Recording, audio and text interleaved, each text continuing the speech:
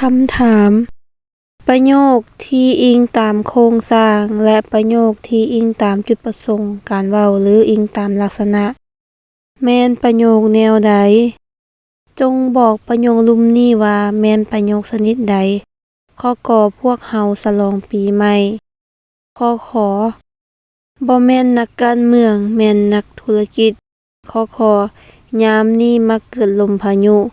ข้องอบ่แม่นจังซั้นดอกข้อยบ่ฮู้เรื่องนี้มาก่อนสบายดีน้องๆนักเรียนหมดทุกคนมื้อนี้มาพบกับอาจารย์ดวงมาลาคือเก่ามื้อนี้อาจารย์จะพาพวกน้องไปแก้หัวบทสอบสิ่งนักเรียนเก่งชั้นม.7 ซึ่งตอนนี้เฮาก็เดินทางกันมาฮอดใน EP ที่22แล้ว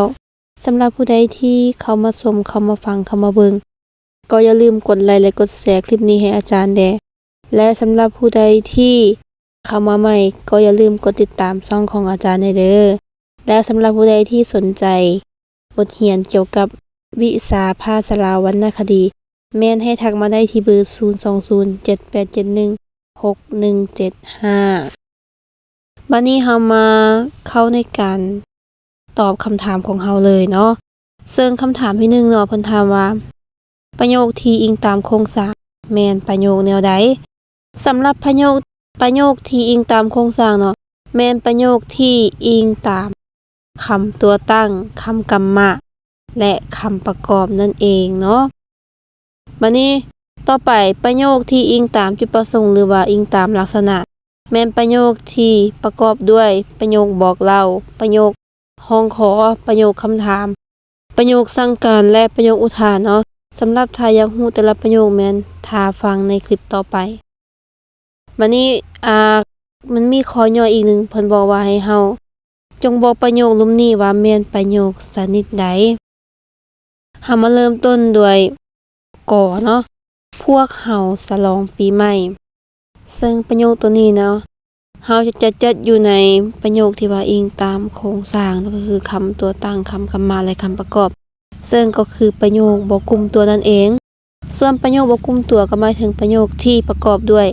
คำตัวตั้งคำกรรมะและคำประกอบหรืออย่างหนึ่งว่าเป็นประโยค3ภาคส่วนนั่นเองบัดนี้ต่อไปข้อขอบ่แม่นนักการเมืองแม่นนักธุรกิจล้วนๆสำหรับประโยคตัวนี้จะเป็นประโยคบอกเล่านั่นเองเนาะซึ่งเขาจะสังเกตว่าประโยคตัวนี้มันมีแต่ชี้แจงไปเลยซื่อๆเนาะดังนั้นจึงจัดอยู่ในประโยคบอกเล่าต่อไปข้อขอเนาะยามนี้มักเกิดลมพายุตัวนี้ก็เป็นประโยคสามัญเนาะซึ่งว่าเฮาจัดอยู่ในประโยคที่ว่าอิงตามเนื้อในใจความมันมีประโยคผสมและประโยคสามัญก็คือประโยคสามัญก็คล้ายคือกับประโยคที่1น่ะเป็นประโยคที่ว่า2ภาคส่วนหรือว่า3ภาคส่วนคือกันเนาะประโยคสามัญ2ภาคส่วนก็มีประโยคสามัญ3ภาคส่วนก็มีส่วนประโยคตัวนี้เนาะจะเป็นประโยค3ภาคส่วนประโยคสามัญ3ภาคส่วนนั่นเองต่อไปข้องอบ่แม่นจังซั่นดอกข้อยบ่ฮู้เรื่องนี้มาก่อนสำหรับประโยคนี้ก็เป็นประโยคหลายใจความหรือว่าเป็นประโยคผสมเนาะเพราะมันมีอยู่2ประโยคก็คือ1แม่นบ่แม่นจังซั่นดอกและอันที่2แม่นข้อยบ่ฮู้เรื่องนี้มาก่อนดังนั้นประโยคตัวนี้จึงจัดมาเป็นประโยคผสมนั่นเองและนี่ก็เป็นการแก้หัวบทสอบสิ่งนักเรียนเก่งในคลิปนี้สำหรับผู้ใดที่มีอันใดอยากจะแลกเปลี่ยนแม่นสามารถคอมเมนต์ได้ที่ใต้คลิปแล้วพบกันใหม่ในคลิปต่อไป